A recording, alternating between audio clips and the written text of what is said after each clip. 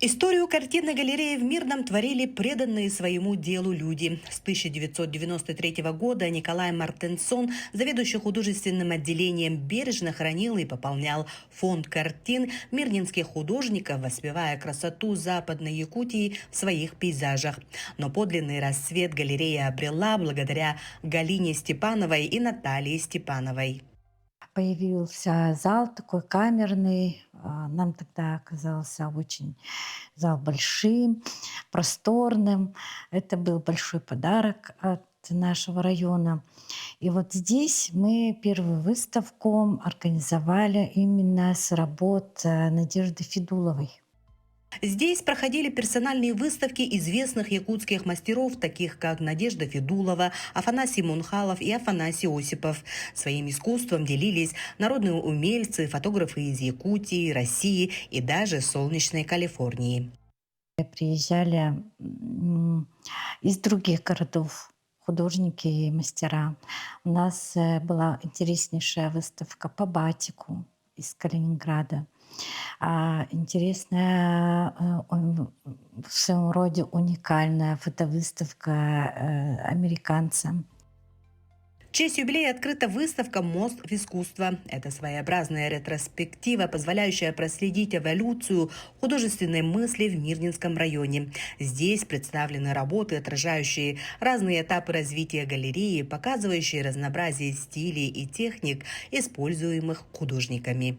В экспозиции представлены та часть фонда, которая когда-то зажгла искру в сердцах людей и проложила мост к искусству, а именно работы известнейших авторов республики, начиная от Михаила Старостина, заканчивая работами Екатерины Шапошниковой, то есть графики, живописцы, а также художники-самородки Мирнинского района и выпускники последних десятилетий художественного отделения.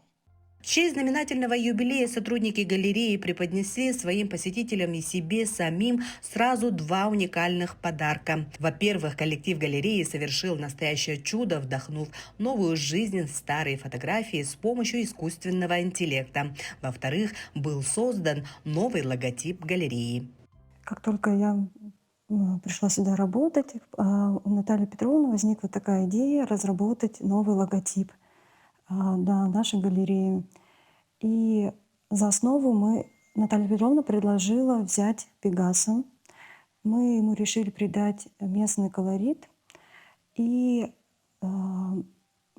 использовав якутский эпос, якутскую литературу, мы